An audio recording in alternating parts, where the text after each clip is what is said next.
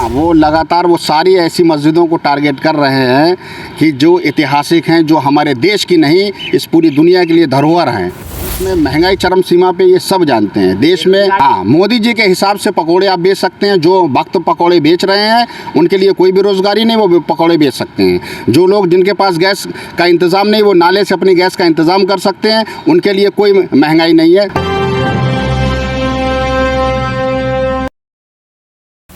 Party का जैसा कि आप जानते हैं शुरू से और आज तक एक ही स्टैंड रहा है कि इस देश को एक करके रखना है। इस देश में कोई भी ऐसी बात नहीं करनी है जिसमें हिंदू मुस्लिम में या समाज में कोई आपसी मतभेद पैदा हो। रही बात ज्ञान व्यापी की, ये भाजपा की एक सोची समझी साजिश है। साजिश इसलिए इस देश में ज़बरदस्त बेरोज़गारी चल रही है। साजिश इसलिए इस देश में आज डॉलर कहाँ पर है आप देख सकते हैं। बेरोज़गारी चरम सीमा पर है।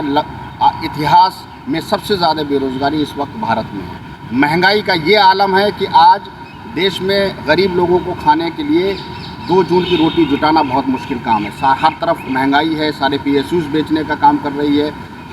हर तरफ ज्ञान व्यापी का मुद्दा जिस दिन से उठा है पब्लिक को पता भी नहीं है। पीछे बैकग्राउंड में 72,000 वैकेंसी जो है कम कर दी गई हैं और लगातार यही हो रहा है देश में। देश भुखमरी के कगार पर खड़ा है। इसलिए आए दिन भाजपा और उनके जो संगठन हैं, RSS से जुड़े हुए जितने संगठन हैं, आए दिन समाज में एक ऐसी बात को पैदा करने की कोशिश करते हैं जिससे समाज का जहन उस तरफ मुड़ जाए और समाज को गुमराह आसानी से कर चुके हैं। चाहे वो ज्ञान व्यापी की बात हो, चाहे वो ताजमहल कुतुब मीनार की बात हो और चाहे वो मथुरा वाली मस्जिद मंदिर की बात हो। ये सब और सब कुछ नहीं, इस देश को गुमराह करने की कोशिश कर रहे हैं और इस देश के जो असल मुद्दे हैं उनसे ध्यान भटकाने की एक कोशिश है और कुछ नहीं है। और आपने देखा भी ज्ञान व्यापी में क्या मिला है, वीडियोग्राफी चल रही है। जबकि वीडियोग्राफी के लिए भी कोर्ट का ये सख्त आदेश था कि वीडियोग्राफी जो है बहुत ही गोपनीय रखी जाएगी। अगर गोपनीय रखी जाएगी तो वहाँ के फ़ोटो वायरल क्यों हो रहे हैं? और जो फ़ोटो सामने आ रहे हैं आप देख रहे हैं, कुछ नहीं फाउंटेन को ही वो शिवलिंग बता दे रहे हैं। ये सारी चीज़ें कुछ नहीं, इस देश को तोड़ने की कोशिश, इस देश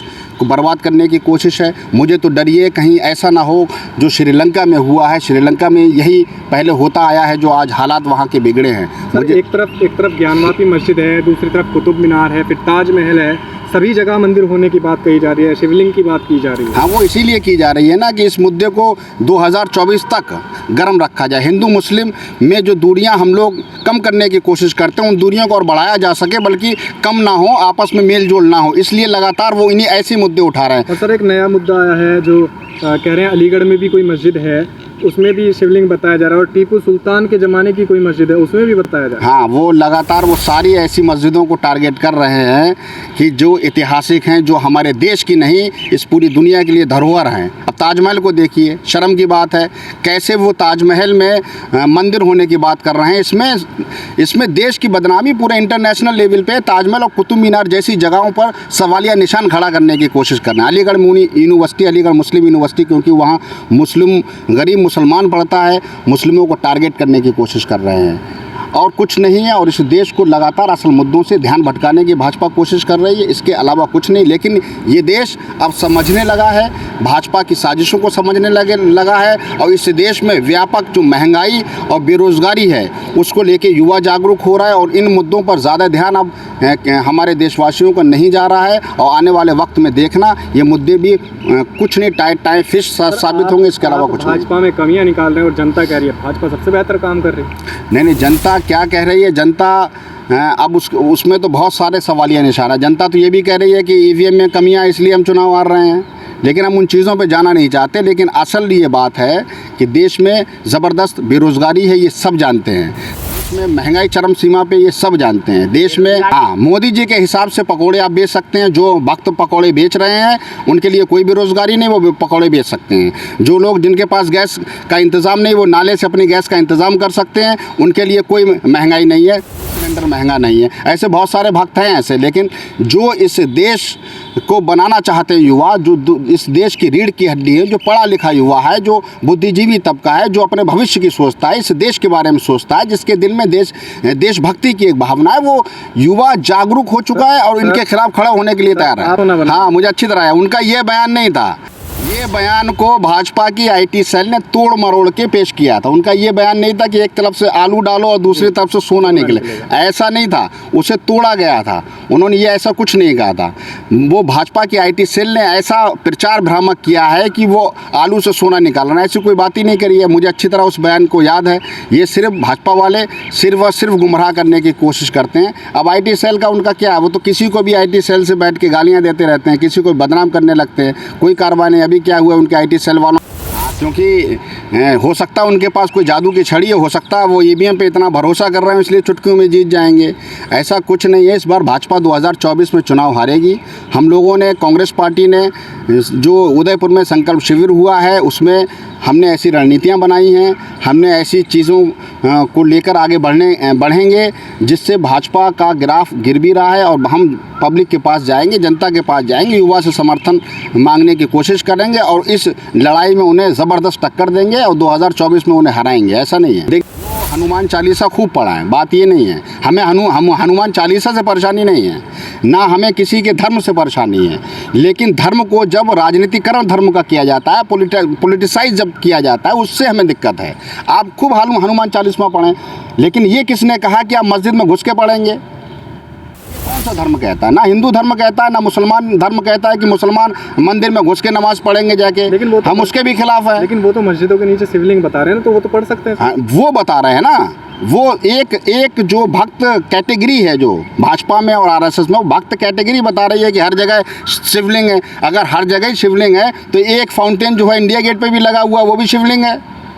अब यहाँ भव्य मंदिर बनाओ, क्या दिक्कत है? ऐसे तो फाउंटेन हर एक ऐतिहासिक इमारत में, जितने भी हमारे हेरिटेज जो हमारी यहाँ पर मोन्यूमेंट है, उन हर जगह एक ना एक बड़े बड़े फाउंटेन को बता रहे हैं कि ये शिवलिंग है।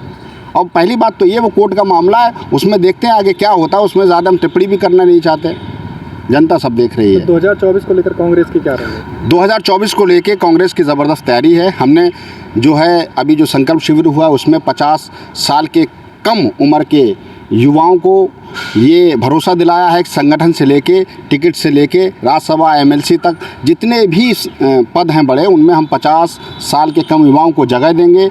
कन्याकुमारी से ले, कश्मीर से कन्याकुमारी तक एक हम जो भारत जोड़ो यात्रा शुरू करने जा रहे हैं, जो 2 अक्टूबर से शुरू होगी। 15 जून से रोजगार 2 एक यात्रा पद यात्रा शुरू करने जा रहे हैं 15 जून से। वो भी राष्ट्रीय लेवल की पद यात्रा होगी जिसमें हम युवाओं को जोड़ने का काम करेंगे। अब देखिए, जिसकी महत्वाकांक्षा अपनी हैसियत से अगर ज़्यादा है तो उसके लिए कुछ नहीं किया जा सकता। हार्दिक पटेल जी हमारी कांग्रेस में आए और हमने उन्हें प्रदेश का वर्किंग प्रेसिडेंट बनाया। अगर उनकी महत्वाकांक्षा शायद उससे ज़्यादा रही होगी, शायद वो ऐसा सोचते होंगे पूरी कांग्रेस उनके हाथ में गुजरात की दे दी जाए, तो ऐसा तो कांग्रेस में मुमकिन नहीं है। हमारी कांग्रेस में बहुत बड़े बड़े नेता हैं गुजरात के अंदर। आप चाहते हैं कि आपको सबसे ऊपर बिठा दिया जाए, एक वजह ये भी हो सकती है। दूसरी वजह ये भी हो सकती है, नरेश पटेल जी वहाँ पर जो है कांग्रेस में आने की संभावना है। जहाँ तक नरेश पटेल जी है कांग्रेस में आ रहे हैं, हो सकता है नरेश पटेल जी के आने से हार्दिक पटेल जी घबराएंगे। लेकिन जो भी है वो उनकी अपनी सोच है, वो क्यों कांग्रेस पार्टी छोड़ के जा रहे हैं। अच्छा, भाजपा जब से वो कांग्रेस से नाराज़ कुछ दिनों से चल रहे थे, भाजपा ने सारे केस वापस ले लिए। अच्छा, अब ये राजनीति क्या करेंगे हार्दिक पटेल जी? हार्दिक पटेल जी ने अपनी पूरी के पूरा संघर्ष और पूरी की पूरी जो भी आंदोलन किया वो भाजपा के खिलाफ किया है। आज उसी भाजपा ने उनके केस सारे वापस ले लिए, तो कहीं ना कहीं हो सकता है इसके पीछे भी बड़ी साजिश हो। लेकिन हम उन चीज़ों पे जाना नहीं चाहता। हर आदमी अपने दिल का मालिक है, डिसीजन लेने के लिए स्वतंत्र है। उन्हें लगता है कहीं और अच्छा है तो वो वहाँ गए हैं। सुनने में आ रहा है कि पटेल जी जो है वो बीजेपी ज्वाइन करेंगे। हाँ, तो बीजेपी, वही मैं कह रहा हूँ, पटेल जी ने अपना पूरा आंदोलन, पूरा संघर्ष इस भाजपा के खिलाफ किया है। और उसी भाजपा ने जितना भी प्रताड़ना पटेल जी को दी जा सकती थी, हार्दिक पटेल को दी। लगातार वो जेलों में रहे हार्दिक पटेल। और आज ऐसा क्या हो गया कि पटेल जी जो भाजपा में जाने के लिए उतावले हैं, तो आप समझ सकते हैं उनका समाज भी देख रहा होगा। बुलडोज़र कुछ नहीं, बुलडोज़र एक तानाशाही है। बुलडोज़र से ये साफ सरकार की मंशा जाहिर होती है, वो संविधान को नहीं मानती है। अगर उन्हें कहीं बुलडोज़र चलाना है, किसी एक विशेष तबके के कारोबार पर, दुकानों पर, घरों पर बुलडोज़र चलाना है, तो वो ये मैसेज देना चाहते हैं वो उस एक तबके को, उस एक भक्त श्रेणी को, कि हम जो है बुलडोज़र किस पे चला रहे हैं। सरकार तो बुलडोज़र इसलिए चला रही ताकि माफिया को खत्म किया जाए। माफियाओं को खत्म, तो वहाँ जहांगीरपुरी में किस पे चला दिया था? तब क्या आपत्ति है सर? देखिए, मेरे उत्तर प्रदेश में डेली बुलडोजर चल रहे हैं। हम जिस शहर में रहने वाले हैं, एटा में लगातार दुकानें गरीबों की गिराई जा रही हैं, नगर पालिका का बहाना लेके। अच्छा, दूसरी बात यह कि आप अतिक्रमण अगर हटा रहे हैं तो अतिक्रमण हटाने की एक जो है सिस्टम है, आपने नोटिस प्रोवाइड किया, प्रशासन ने क्या उस मकान मालिक को या दुकान मालिक को ये बताया कि हम आपका जो है दुकान गिरा देंगे अगर आप अतिक्रमण नहीं हटाएंगे?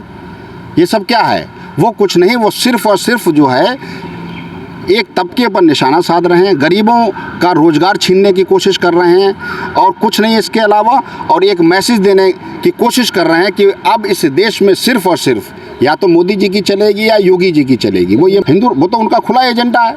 उन्होंने उनके नेताओं ने कई जगह ऐसा कहा है, कई जगह आपने देखा होगा वो संविधान के खिलाफ बोलते हैं। और जो पार्टी और जो देश का नागरिक अगर संविधान के खिलाफ है तो वो इस देश के खिलाफ है। इस देश के लोगों को ये समझना चाहिए, इस देश के युवाओं को ये समझना चाहिए, ये देश संविधान से चलेगा या मनुस्मृति या आरएसएस की सोच से चलेगा, इस देश को ये फैसला करना होगा। यहाँ के युवा तो कह रहे हैं ना, जो युवा ये कह रहे हैं उन्हें मंदिर चाहिए, जो युवा ये कह रहे हैं उन्हें मस्जिद चाहिए, ठीक है ना। मैं दोनों की बात करता हूँ, वो इस देश की नहीं सोच रहे हैं। और मैं उन दोनों सोचों के खिलाफ हैं जो मंदिर या मस्जिद की बात करते हैं। हमें यहाँ बात करनी होगी इंसानियत की, हमें यहाँ बात करनी होगी हिंदू मुस्लिम एकता की, हमें यहाँ बात करनी होगी भारत को जोड़ने की। इसीलिए कांग्रेस ने नारा दिया भारत जोड़ो। यहाँ बात मंदिर और मस्जिद की, गुरुद्वारे की या किसी और चीज़ की नहीं हो सकती, हमें सबकी बात करनी होगी। तो जो सबका साथ सबका विकास बोलते तो वो सब दिखावा है। अगर सबका साथ सबके विकास की बात होती तो ये बुलडोजर गरीबों पर नहीं चलते। अगर हाँ, डिजिटल इंडिया क्या आपने हालात तो देख ही लिए हैं ना। डिजिटल इंडिया में क्या हुआ, देश की सारी PSUs पब्लिक सेक्टर की जितनी कंपनियां हैं, चाहे वो कोई भी हो, चाहे वो एयर इंडिया की बात हो, चाहे वो ONGC की बात हो, चाहे वो आप किसी को भी उठा लें, लगातार बेचने का काम कर रहे हैं। रेलवे को प्राइवेटाइजेशन करने की कोशिश लगातार हो रही है। आत्मनिर्भर भारत कैसे बन जाएगा? अभी मैंने कहा 72,000 करोड़, वो 72,000 नौकरियों को पिछले 6 साल में रेलवे से ख़त्म कर दी गई हैं।